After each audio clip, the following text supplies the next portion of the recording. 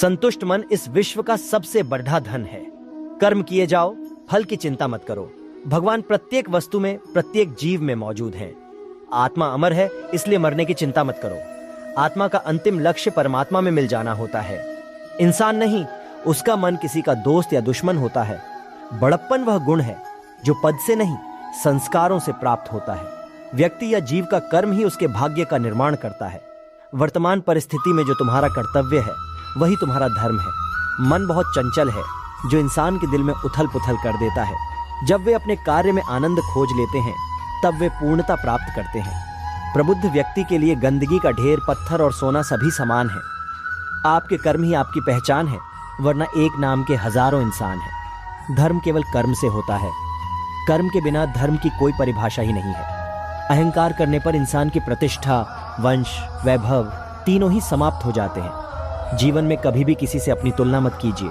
आप जैसे हैं सर्वश्रेष्ठ हैं। बुरे कर्म करने नहीं पड़ते हो जाते हैं और अच्छे कर्म होते नहीं करने पड़ते हैं। जो अपने मन पर नियंत्रण नहीं रखता वह स्वयं का शनय शनय शत्रु बनता जाता है। बुद्धिमान व्यक्ति को समाज कल्याण के लिए बिना आसक्ति के काम करना चाहिए। स्वार्थ संसार का एक ऐसा कुआं है जिसमें गिरकर निकल पाना बेडिडेढ़ा कठिन होता है।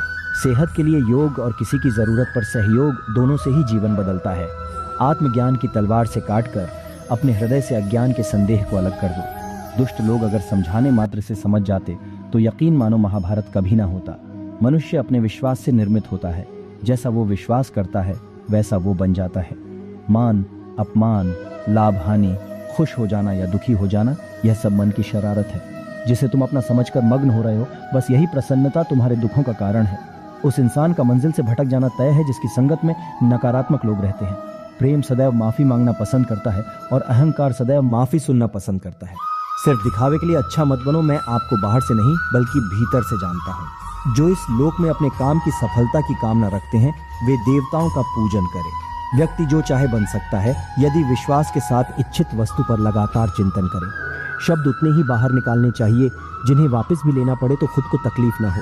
परायों को अपना बनाना उतना मुश्किल नहीं जितना अपनों को अपना बनाए रखना होता है।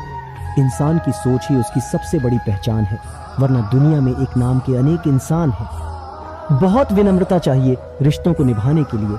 छल कपट से तो सिर्फ